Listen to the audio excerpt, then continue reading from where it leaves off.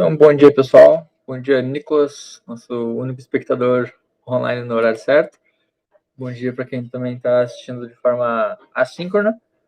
Vamos dar início agora, em alguns instantes, à nossa aula da disciplina de qualidade de software. Hoje vamos falar um pouquinho sobre medições e métricas de software.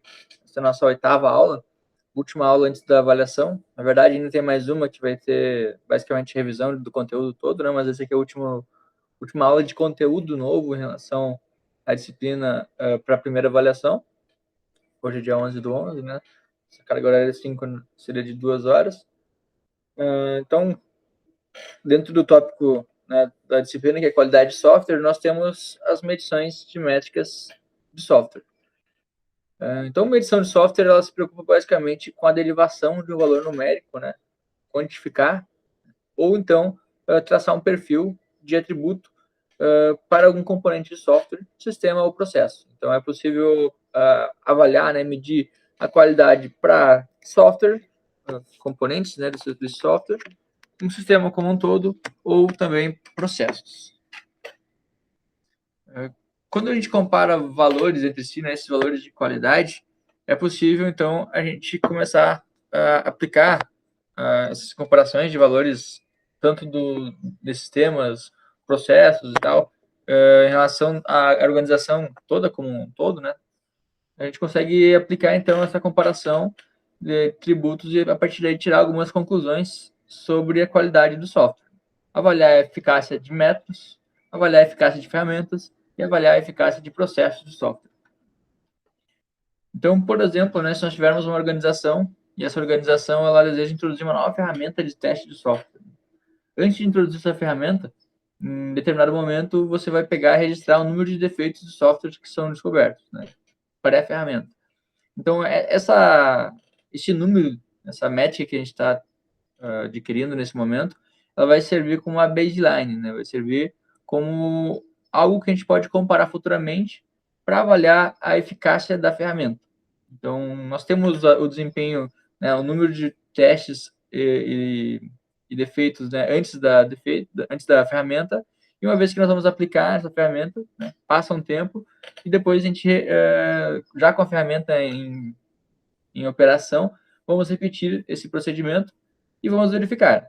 Se mais defeitos forem encontrados durante o mesmo período de tempo, né, então, vamos pegar uma faixa de 6 meses, por exemplo, sem a ferramenta, depois, por exemplo, 6 meses com a ferramenta, e vamos comparar o número de defeitos. Se nós conseguirmos perceber que o mesmo número de defeitos aconteceu depois da ferramenta, provavelmente ela não foi, né, uma ferramenta útil, né? Então, embora fosse uma ferramenta de testes, ela provavelmente não serviu para reduzir a quantidade de defeitos. Então, essa é uma pequena demonstração, né, de uma forma, né, de estabelecer métricas para comparar o quão útil é uma ferramenta, né, de detecção, né, de defeitos do software, uma ferramenta de teste. Então, ou seja, né, nós conseguimos ver que a qualidade ela não foi melhorada com aquela ferramenta, por exemplo. Então, para medir, né, a qualidade de software em si ela serve para isso, para você conseguir medir, né, avaliar o software e a partir daí você conseguir ter métricas e ver se realmente você tem melhorias ou não.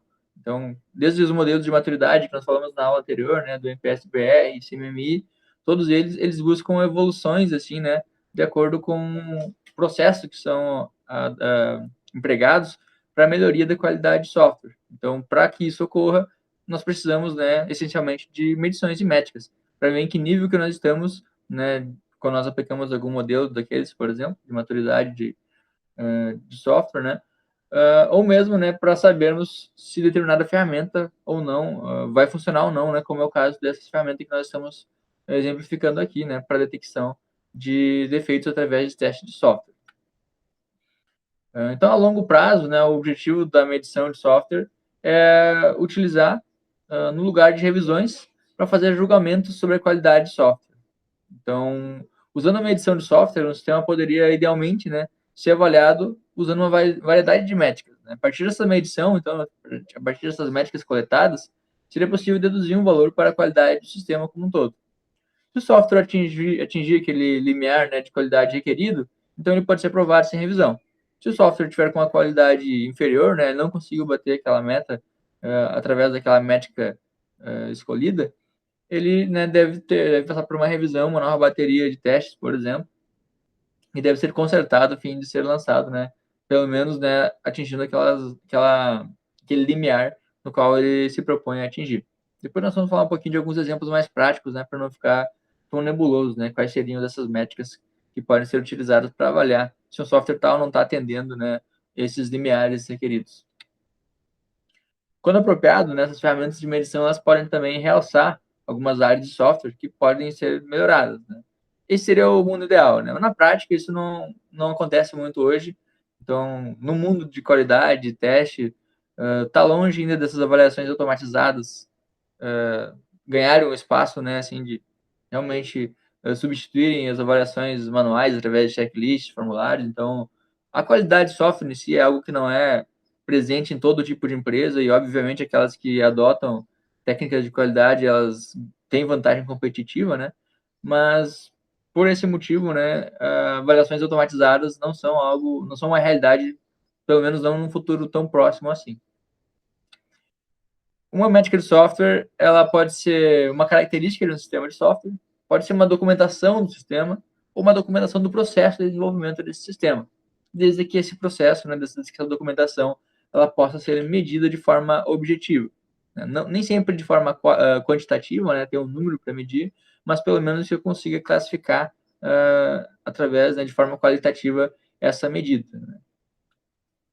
Alguns exemplos de métricas, né? Então, o mais básico deles seria a quantidade de linha de código, né?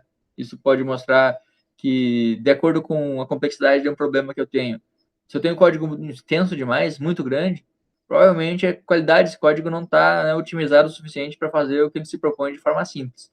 Pode estar sendo gerada maior complexidade do que deveria para resolver um problema que não é tão complexo assim. Obviamente, não é tão fácil dizer, esse problema requer 1000 linhas de códigos, ou esse aqui requer 100 linhas de códigos, né? É tudo questão de relativizar, né? E de acordo com experiências de softwares passados e comparações com softwares, né, já rodando, essa métrica, né, conseguir aproximar se o número de linhas de código, né, a quantidade de código tal não está apropriada para determinado problema. Mas existem outras métricas, né, mais elaboradas do que simplesmente a quantidade de linha de código. Tem o índice FOG, né, que é uma medida da legibilidade de uma passagem de texto escrito, né, então já começa a medir qualitativamente o quão legível determinado código ou texto, né, está. O número de defeitos, né, relatados em um produto ou software depois de entregue, ele também pode ser uma boa métrica, né, de qualidade, principalmente quando nós falamos naquele exemplo anterior, onde nós vamos empregar futuramente tecnologias, né, ferramentas que buscam detectar defeitos através de testes de software. Então, o próprio número de defeitos em si pode ser uma métrica interessante para verificar se está ou se não está caminhando, né, para um momento onde o número de defeitos vai ser cada vez menor. Então, se nós estivermos monitorando o número de defeitos, é possível ver, né, se ele está em queda, se ele está aumentando, né, ou se ele se mantém linear. O número de pessoas por dia, né, requeridos para desenvolver um componente do sistema também é uma métrica de qualidade, né, para a gente conseguir ver, então, se de repente está se usando mais recursos humanos do que deveria para determinada funcionalidade, né, para determinados requisitos desse sistema. Então, tudo isso, né, faz parte tanto da qualidade de software quanto da qualidade de processo do desenvolvimento do software. Então, é importante perceber que a qualidade ela vai além do que muitas vezes se espera, né, que seria apenas olhar para um produto final, um bom produto que funciona. Às vezes, aquele bom produto que funciona, ele pode ter, cumprido os requisitos, mas às vezes não cumprido prazos, não cumprido custos, né? Então, a qualidade, né, de software, o processo em geral de qualidade é muito mais amplo do que isso. Existem dois tipos de métricas, né? As métricas de controle, elas são aquelas que suportam os processos de gerenciamento e ajudam, né, a prever as características do software. Então, geralmente são associadas com os processos do software, não com o produto. Alguns exemplos seriam o esforço médio para reparar defeitos relatados, o tempo necessário para reparar esses defeitos, né? Então, notem que são várias formas, né? Aqui tem dois exemplos, mas existem várias formas de se preocupar com, né, aquele processo, né, de desenvolvimento de software e também de reparação de defeitos. Então, tudo que tem a ver com os meus recursos humanos, a minha equipe, o processo que está sendo estabelecido, para conseguir lançar aquele software sem defeito ou com o menor número de defeitos possíveis, são medidos através de métricas de controle. Por outro lado, tem as métricas de previsão, né, que são mais associadas com o software em si. Elas também são chamadas muitas vezes de métricas de produto. Então, métricas de software, de previsão ou métricas de produto, né, são dois sinônimos para o mesmo termo. E aqui já começa, então, tem um outro viés, né, outros tipos de métricas que são mais focadas realmente no software. E aí tem, por exemplo, a complexidade ciclomática do módulo, que nós vamos falar um pouquinho mais no próximo slide aqui, né? Vou dar um exemplo do que seria essa complexidade ciclomática. Vocês vão ver que é um pouquinho também mais complexo do que simplesmente olhar para o número de linhas, por exemplo. Tem também o comprimento médio, né, dos identificadores em um programa, o número de atributos e operações associadas às classes de objeto em um projeto. Então, até mesmo, né, olhar para a programação mesmo e perceber que uma classe está com um excesso de atributos, por exemplo, ou um excesso de métodos, pode indicar que aquela classe está fazendo o papel ou está tendo informações além do que ela deveria. Muitas vezes aquela classe poderia ser quebrada em 2 ou 3 classes, né? Então, essa alta coesão, né, e baixo acoplamento entre classes, ela pode ser também uma das medidas, né, uma das métricas de qualidade de software. O modelo, né, a métrica de complexidade ciclomática, ela basicamente é uma métrica do campo de engenharia de software, né, desenvolvida por Thomas em 76, e ele serve para mensurar a complexidade de determinado módulo. Pode ser uma classe, um método, uma função, enfim, né, qualquer trecho de código, a partir da contagem do número de caminhos independentes que ele pode executar até o fim. Então, é basicamente considerar uma espécie de fluxograma, onde nós temos nós, né, aqui que é um exemplo simples, né, se nós tivermos o print A, né, mandar ele imprimir o A, e se determinada condição for aceita, a condição 1, né, ele vai imprimir B, senão vai imprimir X. Né? E a partir dessa condição aceita, ele vai ver se a segunda condição também é aceita, e se for aceita, vai imprimir Y, se não C. Né? E por fim, independente de qual dessas condições, ele vai imprimir o D. Então percebam que quando a gente começa a ter condições, cada condição, cada if que eu tenho no meu código, representa um caminho alternativo. Então, desde o A até o D, eu posso ou não passar pelo B, posso ou não passar pelo C, pelo X e pelo Y. Né? Então, eu sempre vou passar pelo 1, 2 e o D, né? Porque eles são alguns caminhos de junções aqui, mas existem formas diferentes de chegar até o D. Né? Eventualmente, eu não passaria pelo 2, por exemplo, né? Se nós tivéssemos outros caminhos. Nesse exemplo aqui, pode ser que eu nunca chegue no B ou nunca chegue no Y. Né? Então, a complexidade ciclomática é isso. É o quão complexo é, né? Quantos caminhos eu tenho para explorar até chegar no meu objetivo final. Então, esse aqui é um exemplo apenas para ilustrar, né? A aula de hoje não é sobre complexidade ciclomática, é apenas para mostrar uma das métricas que existem para né, se controlar a qualidade de software. As métricas de controle e de previsão, elas podem influenciar principalmente na tomada de decisão, né, de gerenciamento. Os gerentes, né, de projetos de software, eles podem usar essas métricas de processo para definir, né, se devem ou não ser feitas alterações nesse processo. Então, as métricas de previsão, principalmente, elas são usadas para estimar o esforço necessário para fazer alterações no software, enquanto as métricas de controle são usadas para a melhoria do processo como um todo. Então, basicamente, nós temos, né, esse diagrama que mostra que nós temos o processo de software, né? O processo de software, ele vem já das decisões de gerenciamento. Então, a partir das decisões, nós temos o processo de software. Do processo de software, nós vamos originar o produto de software, né? E aí nós temos as duas medições, dois tipos de métricas. Do produto, nós temos as medições de métricas de previsão. E do processo, nós temos as medições de métricas de controle. Tanto as medições de métricas de controle quanto as de previsões, elas vão ser usadas, né, como artefatos, né, para interferir nas decisões de gerenciamento. Então, essas decisões, novamente, voltam para o processo de software. Esse processo de software vai gerar o produto de software, né, e, novamente, tanto o processo quanto o produto podem ser avaliados. Notem que isso é um ciclo, não tem início nem fim, né? Basicamente, isso vai se repetir continuamente, a fim, né, de melhorar a qualidade do produto e também do processo de software. E para isso, né, essas medições de métricas precisam ser coletadas e analisadas constantemente. E, consequentemente, né, com essas análises, novas decisões de gerenciamento vão ser aplicadas até que, né, se alcance a mais alta qualidade. E isso é importante falar, né, a mais alta qualidade nunca se para, né, de aplicar processo de qualidade de software. Não é assim, agora eu já estou na qualidade desejada, ok, não preciso mais. sempre precisa, até tanto que se você for olhar as aulas passadas que nós tivemos, aulas 6 e 7, nós falamos do CMMI, falamos do modelo MPS, BR, os dois modelos, né, quando você consegue ter a maturidade máxima, basicamente o que você faz nesse momento é melhoria contínua. Você continua analisando para ver o que você pode melhorar. Então, há todo um processo, há todo um conjunto de níveis que você vai subindo até ter uma qualidade ok, aceitável.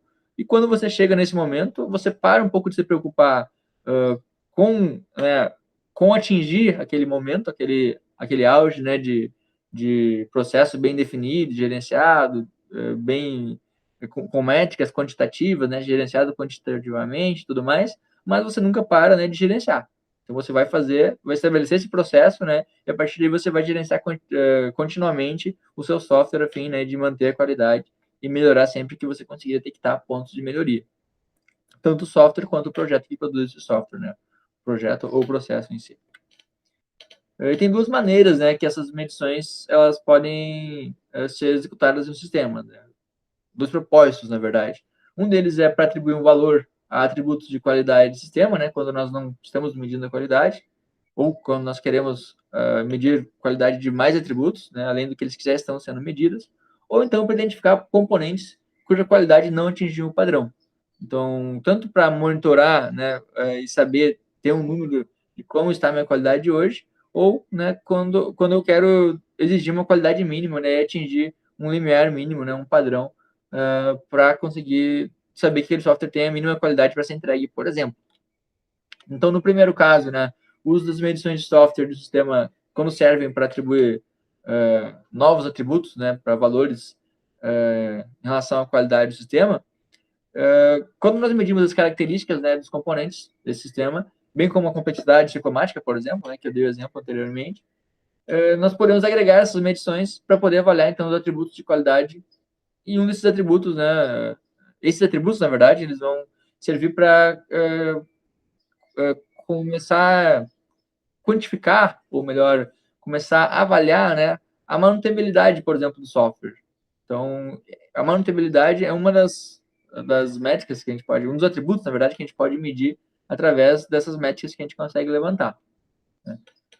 As medições podem identificar ainda componentes individuais com características que se desviam da norma. Então, isso aqui é aquele segundo exemplo, quando eu falei, né, que a gente quer garantir uma qualidade mínima. A gente tem um limiar, a gente tem uma determinada norma, por exemplo, que nós precisamos cumprir para aquele software ser lançado ou ser entregue.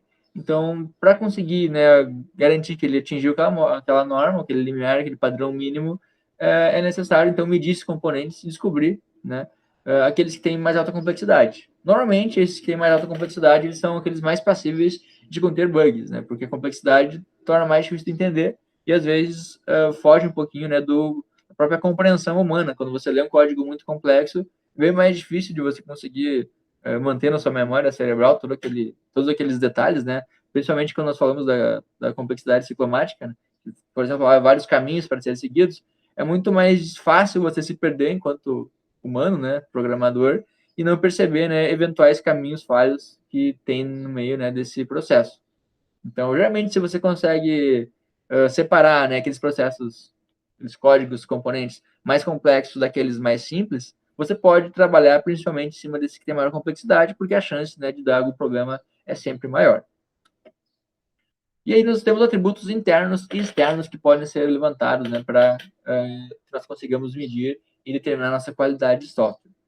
Os atributos externos, né, eles têm um probleminha, né, muitas vezes você não consegue quantificar ele de forma fácil, porque eles dependem, né, como o próprio nome diz, de fatores externos. Então, por exemplo, né, a própria manutenibilidade que nós comentamos, compreensibilidade e usabilidade, são coisas difíceis de avaliar, né? Há formas de avaliar, mas muitas vezes é difícil de ter um valor preciso para conseguir, né, estabelecer qual é o nível de usabilidade que tem esse software. Ele é um software que tem usabilidade, tá? Mas o quanto de usabilidade ele tem, né? Como nós falamos no início da disciplina. Eu falar que um software tem qualidade, não basta eu simplesmente repetir essa frase, né? Ele tem qualidade. Eu tenho que conseguir medir, tenho que conseguir saber o quão esse software ele é maduro, ou né, qual nível de qualidade ele representa. Eu conseguiria atribuir um selo, né, de determinada padronização, de determinado modelo de maturidade, por exemplo, para esse software? Então, é por isso que nós precisamos achar formas de medir até mesmo esses atributos externos, como, por exemplo, a manutenabilidade, compreensibilidade e usabilidade do software. Então, eles são relacionados principalmente com os desenvolvedores de software, né? E também com os usuários. Então, fatores humanos, né? Que são externos às linhas de código, por exemplo. E eles são afetados por fatores subjetivos, como a própria experiência e educação do usuário. Então, se eu pego um software e dou para uma pessoa, né, daquela área específica, por exemplo, um software de gestão financeira, eu dou ele para alguém que tem informação na área de finanças. Provavelmente essa pessoa vai ter uma habilidade, uma aptidão muito maior de conseguir desempenhar essas atividades do software e entender o propósito de cada uma dessas funcionalidades. Por outro lado, né, se eu pegar uma pessoa que não tem o mínimo conhecimento da área, pode ser que essa pessoa julgue o software com muito mais dificuldade, né, de usabilidade. Então, é uma experiência, né, são valores subjetivos de acordo com a experiência de cada uma dessas pessoas. Então, para que a gente consiga estabelecer a usabilidade, manutenibilidade e compreensibilidade de um software, nós precisamos medir também alguns atributos internos, como, por exemplo, o tamanho, complexidade e tal, e a partir daí, né, nós conseguirmos assumir, então, que esses valores têm alguma relação, né, com as qualidades, com as características de qualidade que nós estamos nos preocupando. Então, muitas vezes eu vou encontrar indícios, né, quantitativos através dos meus atributos internos, que eu vou fazer relações com os atributos externos, e a partir daí eu vou conseguir avaliar, né, de uma forma um pouco mais quantitativa. Então, esses atributos eles podem ser muitas vezes relacionados de forma intuitiva, né? Por exemplo, a manutenibilidade, ela pode o que é mantenibilidade antes de mais nada, né? É o quão fácil é de oferecer, né, principalmente o desenvolvedor, uma manutenção para aquele software. Eventualmente aconteceu, né, um erro, enfim, né, eu preciso ou mudar, corrigir um defeito, ou mudar a forma com que ele opera para dar uma manutenção e, né, ele seguir em uso. Muitas vezes isso é necessário, né, quando o software já foi lançado, oferecer manutenção àquele software. Então, para saber, né, o quão difícil, quão aquele software é complexo para que eu consiga oferecer uma manutenção, ou seja, o quão ele é passível de manutenibilidade, nós podemos, por exemplo, né, verificar alguns atributos externos. Por exemplo, a profundidade da árvore de herança, ou seja, quantas classes que herdam comportamento de outras classes, que por sua vez, né, vão dar origem a outras classes que herdam comportamento de outras classes, e assim por diante. Né? Então, essa seria a nossa árvore de heranças. Classes que herdam consecutivamente comportamentos de outras classes. Quão profundo é esses níveis? Quantos níveis eu tenho de herança? Né? Provavelmente, se eu tenho muitos níveis, se começa, né, a ficar bastante complexo, o meu código, a mantenibilidade vai começar a baixar. Então, esse é um exemplo de atributo interno que eu posso medir para estabelecer que aquele atributo de qualidade externa não está necessariamente sendo atendido. Aquela complexidade ciclomática que nós falamos agora há pouco também, né, que são os possíveis caminhos alternativos que eu tenho desde o início até o final da operação, né, de determinado fluxo, também é um indício, né, de manutenibilidade. Quanto mais for complexo, quanto mais houverem caminhos, né, distintos e fluxos alternativos, mais difícil vai ser de manter, né, de oferecer manutenção para aquele software. O próprio tamanho do programa em linhas de código, né, também tem a ver com a facilidade da manutenção. Então, quanto mais enxuto o meu código, mais objetivo, mais fácil vai ser de dar manutenção para ele. Né?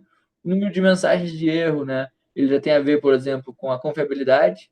Então, a extensão do manual do usuário, né, vai ter a ver também tanto com a mantenibilidade quanto com a usabilidade. Então, percebam que, às vezes, alguns atributos internos, eles vão impactar em duas pontas, né? Então, por exemplo, se eu tenho um manual de usuário bem documentado, bem extenso, bem ok, digamos assim, né, bem completo, ele vai tanto servir para que aquele software tenha maior mantenibilidade, porque ele vai ajudar o desenvolvedor, quanto vai servir, né, para que o usuário final, né, o nosso usuário do software tenha um maior nível de usabilidade, né? Então, aquele mesmo artefato, aquele mesmo atributo interno, que, como eu falei, atributos podem ser, por exemplo, documentações, manuais, eles podem então ser úteis para permitir usabilidade para o meu software e manutenibilidade.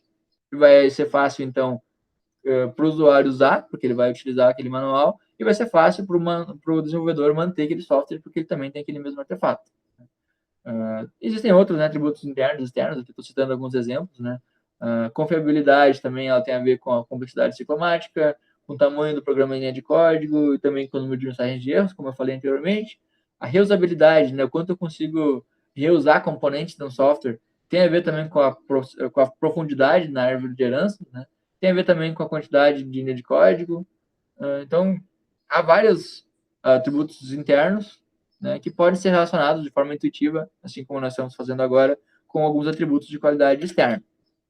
Notem que esse diagrama que eu estou mostrando para vocês, ele mostra quais são os relacionamentos entre atributos internos e externos, mas ele não diz como que eles são relacionados. Então, é basicamente fazer um link, né, com quais atributos de qualidade externa que tem relação com aqueles de qualidade interna. Então, automaticamente, quando eu tiver um nível satisfatório, né, na minha direita, nos atributos internos, espera-se que eu consiga alcançar aqueles atributos, né, da esquerda, né, de qualidade externa. Então, se eu tiver uma boa profundidade na árvore de herança, se eu tiver uma boa complexidade ciclomática, se eu tiver uma boa quantidade de linhas de código, eu tiver uma boa documentação, né, manual com uma boa extensão, espera-se que eu tenha manutenibilidade daquele software. Então, essas são basicamente as relações, né, que se faz de forma intuitiva entre atributos internos e aqueles atributos de qualidade externa. Então, de acordo com esse autor, né, o Kitman, se a medida de atributo interno deve ser uma previsão útil de características externas para o software, nós temos que ter pelo menos 3 condições mantidas. Então, eu não posso pegar qualquer atributo interno e falar, né, que ele vai ser útil para eu medir algo externo. Eu preciso cumprir, né, alguns requisitos e, basicamente, de acordo com esse autor, eu tenho 3 condições. Né? A primeira delas é que o atributo interno ele deve ser medido com precisão. Isso nem sempre é simples e, às vezes, requer, né, que se usem algumas ferramentas especiais para conseguir medir aquele atributo. Né? Depende muito do atributo, alguns podem ser mais simples, outros mais complexos. A segunda condição, né, para que eu consiga usar aquele atributo interno para medir, né, a qualidade de um atributo externo, é que deve existir, né, obviamente, um relacionamento entre aqueles dois atributos. Então, o atributo interno ele tem que ter alguma relação, mesmo que intuitiva, com aquele atributo, né, de qualidade externa que nós temos interesse em medir. Ou seja, né, o valor do atributo de qualidade deve ser relacionado de alguma forma com o atributo que você está medindo. E, por fim, né, a terceira restrição, terceira condição, é que o relacionamento deve ser compreendido, validado e expresso em termos de uma fórmula ou modelo. Então, embora ele seja um relacionamento intuitivo, ele deve ser compreendido, deve ser validado, e nós temos que estabelecer, né, alguma fórmula ou modelo, né, para dizer de forma objetiva de que forma que eu vou conseguir, então, medir, por exemplo, quantas linhas de código, ou qual é o nível de complexidade ciclomática que eu tenho que ter, qual é o máximo de caminhos alternativos.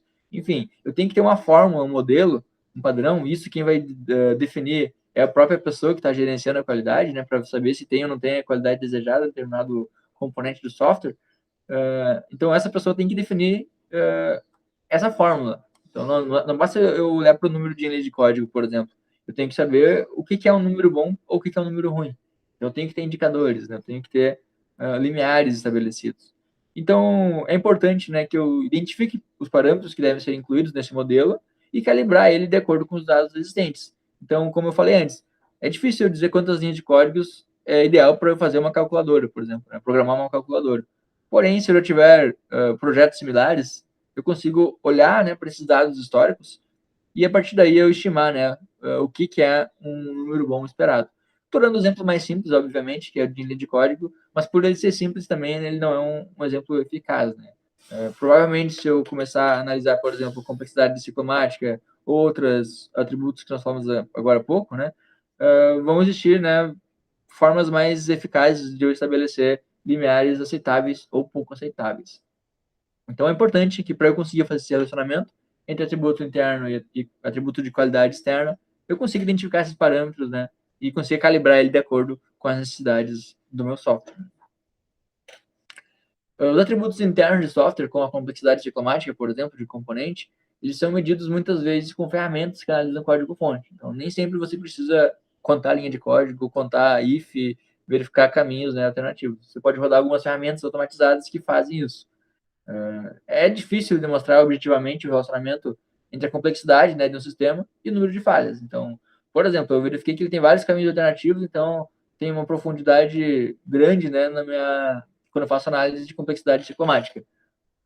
Porém, né, eu tenho que saber o quanto que isso de fato vai impactar no número de falhas. Às vezes eu vou simplesmente bater, né, o número de falhas que aconteceram no período e verificar se aquelas falhas elas estão relacionadas com componentes que eu verifiquei que tem uma alta complexidade, e aí eu consigo fazer alguns links, né? Mas muitas vezes eu não tenho dados para fazer isso. Então, basicamente, para testar essa hipótese, nós precisamos verificar dados de falha, por exemplo, de um grande número de componentes, né? E acessar o código-fonte desse componente para análise. Então, se eu tiver todos os componentes, por exemplo, do meu código, ou grande parte deles, e souber quais que têm maior nível, né, de complexidade ciclomática, por exemplo, e quais deles que representam o maior número de falhas, eu consigo fazer algumas relações, né? Estou testando essa hipótese. Mas esse é um problema porque poucas empresas fazem a coleta de dados a longo prazo. As falhas não costumam aparecer do dia para a noite, né? Todas as falhas ao mesmo tempo. Para eu conseguir tirar métricas estatísticas, né, a longo prazo, eu preciso ficar monitorando continuamente, coletando dados sobre aquele software, né? Obviamente, hoje tem várias empresas que fazem, né, grandes empresas, mas quando nós olhamos em geral, assim, né, pequenas empresas, médias principalmente, de software, elas não costumam fazer isso e não costumam manter esses dados a longo prazo. Então, portanto, né, dados de falha raramente são disponibilizados para essa análise. Na década de 90, já algumas empresas grandes começaram a introduzir alguns programas de métricas, né? Elas fizeram medições dos seus produtos e processos e nessas medições usaram, né, para que seus processos de gerenciamento de qualidade fossem melhorados. Então, elas basicamente se centraram em coletar algumas métricas de defeito de programa, como nós estávamos exemplificando agora há pouco, né? E, além disso, focaram em alguns processos de verificação e validação, que foi aquilo que a gente já falou nas aulas passadas, né? A verificação e validação, né, de software. Então, são exemplos, né, de empresas grandes que fizeram isso, né? Atualmente, né, existe bem pouca informação pública sobre a atual adoção, né, de medição sistemática de software na indústria. Então, muitas empresas coletam informações sobre seu software, né, como, por exemplo, o número de solicitações de mudança de requisitos ou o número de defeitos descobertos no teste, mas não está claro, né, de que forma essas medições são usadas de forma sistemática para comparar esses produtos e conseguir estabelecer o avanço, né, de qualidade deles. Então, comparar produtos e processos de software ou avaliar o impacto das mudanças nos processos e ferramentas, né, é algo que deve ser feito, né, com base nessas medições, mas não está claro de que forma isso é feito, né, na maioria das empresas, principalmente. E não é simplesmente porque as empresas têm dificuldade ou porque elas não têm vontade de fazer isso. Existem algumas razões, né, que tornam isso difícil de ser feito, e é por esse motivo, então, que essas empresas não conseguem, muitas vezes, alcançar. A primeira razão é que é impossível quantificar, né, o retorno sobre o investimento para a introdução de um programa de métricas em organizações, né? Os erros, né, as falhas, os defeitos, eles vão acontecer de qualquer forma. Então, você vai ter que analisar por um longo prazo, meses ou até anos, para ver se houve ou não houve, né, melhoras significativas na qualidade do software, com e sem o uso daquelas métricas, né? Então, é por isso justificar os custos iniciais, né, da introdução, da medição, da avaliação sistemática do software. Eu vou precisar de um longo prazo para saber se aquilo deu ou não deu retorno. Então, é difícil, né, que eu justifique, né, eu preciso de aplicar determinadas medidas de qualidade de software, quando eu não tenho as próprias métricas, né, para dizer se hoje eu tenho ou não tenho qualidade. Então, antes de fazer isso, né, antes de eu aplicar, né, alguma técnica, é necessário que eu conheça o hoje, que eu comece a medir algumas métricas de software, né, e a partir daí eu saiba, né, qual é o meu nível atual de qualidade. Então, a partir daí eu consigo justificar um pouquinho mais, uma maneira um pouco mais precisa, né, que realmente nossa empresa tem bastante falha, está produzindo bastante defeitos no software, então vamos ter que adotar algum método mais sistemático, né, de revisão, enfim, de garantia de qualidade de software. Então, a partir dessa análise, aí sim você vai conseguir investir recursos financeiros, principalmente, na qualidade. Porém, muitas empresas não esperam esse tempo, não consideram isso tão importante. Muitas empresas acabam trabalhando apagando incêndios, né? Quando estoura algum bug, abre um chamado, a equipe vai lá, resolve e acha que ok, agora tudo certo, está resolvido. Daqui a pouco estoura um outro bug, às vezes uma correção de um bug ela acarreta em outros futuros bugs, né? Então é por isso que muitas empresas acabam focando no hoje, né, no dia a dia, e não pensam na qualidade a longo prazo, né? As empresas que fazem isso, obviamente, né, se destacam no mercado, como eu já falei anteriormente no início da aula. A segunda razão é que não existe um padrão para as métricas de software ou processo, padronizado para medição e análise. Então, muitas empresas relutam em introduzir programas de medição até que esses e as ferramentas de suporte estejam disponíveis, né? Então, as empresas, elas muitas vezes, elas não fazem de forma prematura, né, a introdução desses programas de medição. Elas acabam relutando até que esses valores, esses dados, né, já estejam disponíveis para conseguir justificar a adoção, né, dessas ferramentas de suporte para medição de software, né, e automaticamente coleta essas métricas para a qualidade.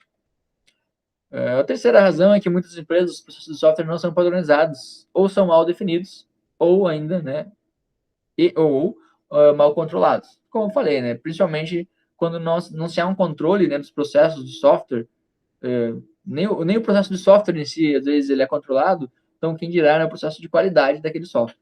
Então, além disso, existe uma grande variabilidade, né, em processos da mesma empresa, né, para que essas medições sejam usadas de forma significativa. Então, é um conjunto, né, de fatores, né, que muitas empresas tomam como empecilhos para não adotar, né, uma medição correta, não coletar as métricas corretas do software e, consecutivamente, né, não conseguir aplicar, muitas vezes, algumas técnicas de evolução, né, de melhoria da qualidade de software. O quarto fator seria que grande parte da pesquisa sobre medição e métrica de software ela está mais, né, focada nas métricas baseadas em código e processamento e desenvolvimento dirigido a planos. Então, embora que a maioria, né, das pesquisas sobre medições e métricas atuais, né, na academia, o que está disponível hoje de números se centra nesse tipo de métrica, cada vez mais o software é desenvolvido e configurado, né, com sistemas RPs ou COTPs que são utilizados, né, são construídos, né, através da utilização de métodos ágeis, que muitas vezes, então, acaba não tendo, né, todas essas métricas disponíveis. E não sabemos, portanto, né, se a pesquisa anterior é ou não é aplicável a essas técnicas de desenvolvimento de software. Então, muitas vezes, as medidas que existem, elas são estabelecidas através de códigos, né,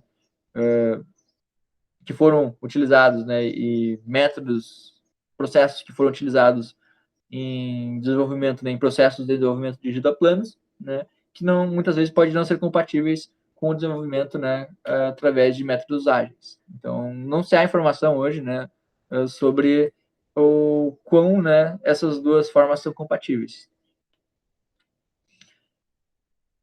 A quinta razão, né, que justifica a dificuldade em conseguir medir, né, as métricas de software e ter dados a longo prazo é que, basicamente, a introdução da medida acrescenta um overhead no processo. Ou seja, né, eu vou ter uma maior sobrecarga em cada um dos processos. É uma etapa a mais. Então, isso contradiz um pouquinho o objetivo dos métodos ágeis, né, que recomendam que a eliminação de atividades e processos que não estejam diretamente relacionados ao desenvolvimento de programas sejam que recomenda a eliminação dessas atividades, né? Recomenda que elas não sejam empregadas. Obviamente, né, isso tem que ser pensado com carinho, né? Eu não posso assumir que um processo ágil é aquele que não tem qualidade. Na verdade, isso não faz sentido, né? Ao contrário. O processo, quando eu utilizo metodologias ágeis, o ideal, né, seria que eu tivesse constantemente analisando métricas para conseguir, né, manter isso, um processo ágil, porém sem defeitos, né? Então, portanto, as empresas que adotam métodos ágeis geralmente são aquelas que não adotam um programa de métricas. Elas confundem, né, a agilidade, né, do processo que é empregado pelo método ágil com a negligência, né, de coleta de métricas, o programa de métricas de software.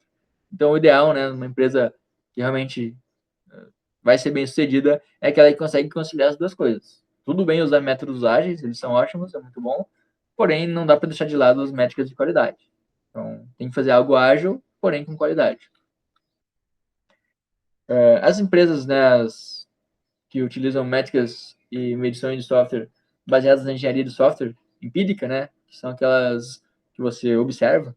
Então, basicamente, essa é uma área de pesquisa, né, em que as experiências e sistemas de software e a coleta de dados também sobre projetos reais, elas foram usadas para formar e validar hipóteses sobre métodos e técnicas de engenharia de software, né? Então, isso é o que traz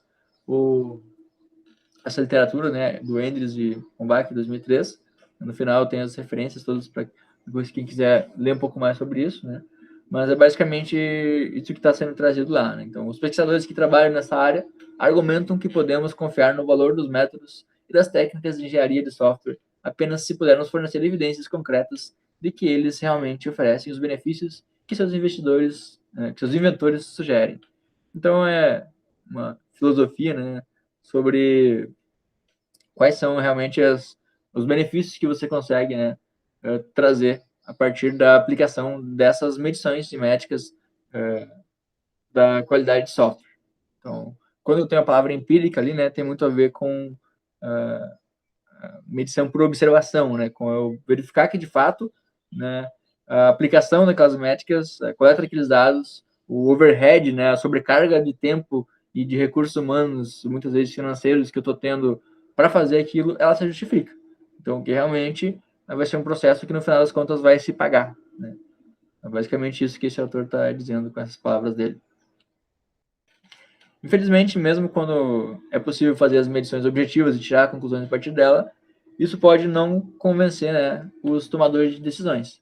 Muitas vezes a decisão, né, ela é o fator principal que guia essa decisão, acaba sendo mais subjetivo, né, como a novidade ou a extensão de técnicas de interesses para os profissionais. Então, muitas vezes, né, não é simples convencer a pessoa que toma a decisão, né, de que é importante fazer aquela coleta de dados e conseguir fazer medições simples e objetivas para conseguir tirar conclusões a partir delas. Muitas vezes, essas medições, as coletas de dados, ela é vista como perda de tempo, né? Porque a curto prazo, às vezes, pode parecer perda de tempo, enquanto que a longo prazo eu vou ter um software, né, com maior qualidade e tudo mais.